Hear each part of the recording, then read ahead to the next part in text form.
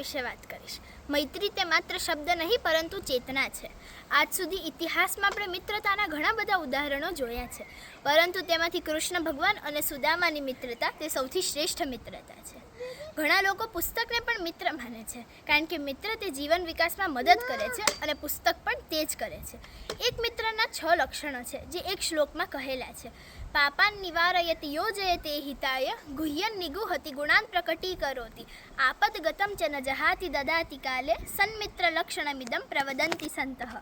એટલે જે પાપ અથવા ખોટા કર્મોથી દૂર રાખે, સાચા કર્મોમાં જોડે, ગુપ્ત વાતને ગુપ્ત જ રાખે, મિત્રના લક્ષણોને લોકો સમક્ષ વખાણે, જરૂરના સમયે સાથ ન છોડે અને જરૂર પડે ત્યારે મદદ પણ કરે, આ એ સાચા મિત્રના લક્ષણો છે। કોઈ પણ વ્યક્તિને મિત્ર કહેતા પહેલાં તેની અંદર આ 6 વસ્તુઓ ચેક કરવી જોઈએ, પછી જ તેને મિત્ર કહેવું જોઈએ।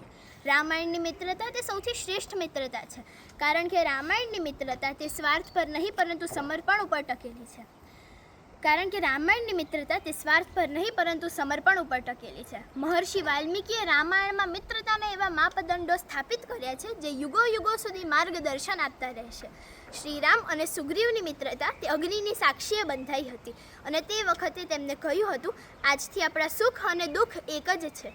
અંતિમ પ્રયાણ વખતે શ્રીરામ સુગ્રીવને કહે છે, ગચ્છેયમ દેવલોકમ વા પરમમ વા પદમ મહત, હું તમારા વિના દેવલોક અને મહાન પદ અથવા પરમધામમાં પણ રહી નહીં શકું। રાજા દશરથ અને જટાયુની મૈત્રી એટલી ગાઢ હતી કે શ્રીરામના હિત માટે એકવાર પણ વિચાર્યા વગર તેમને પોતાના પ્રાણની પણ આહુતિ આપી દીધી। વનવાસ જતી વખતે શ્રીરામ નિષાદરાજ ગુહને મળે છે અને પૂછે છે, રાજ્યમાં સર્વત્ર કુશળ તો છે ને?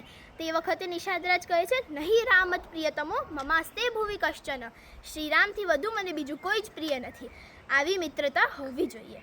વિભીષણ જ્યારે શરણે આવે છે ત્યારે બધા જ તેમને સ્વીકારવાની ના પાડી દે છે, પરંતુ તે વખતે શ્રીરામ કહે છે, મિત્ર ભાવેન સંપ્રાપ્તમ નત્યજેયમ કથંચલ, શરણે આવેલા શત્રુના ભાઈને પણ મિત્ર બનાવો, તે જ ક્ષત્રિય ધર્મ છે। આવી રીતે રામાયણની મિત્રતા તે શ્રેષ્ઠ મિત્રતા છે અને આદર્શ મિત્રતા છે, તે આપણને ઘણું બધું શીખવાડે છે। પંચતંત્રમાં 5 પ્રકરણ છે। મિત્ર લાભ સુરદભેદો વિગ્રહ સંધિરેવચ પંચતંત્રાત તથાન્યસ્માત ગ્રંથાદા કૃષ્ય લિખ્યતે, તેમાંથી એક એટલે મિત્ર લાભ, જેમાં સાચા મિત્રના લક્ષણો, ખોટા મિત્રની ઓળખ, સાચો મિત્ર કેવો હોય, તેનામાં શું શું હોય તે બધું જ કહેલું છે। તેમાં મિત્ર માટે કહેલો એક શ્લોક એટલે દદાતે પ્રતિગૃહ્ણાતિ ગુહ્યમાખ્યાતિ પૃચ્છતિ ભુંક્તે ભોજયતે ચૈવ ષડ્વિધમ પ્રીતિ લક્ષણમ, આવી મિત્રતા હોવી જોઈએ। અસ્તુ।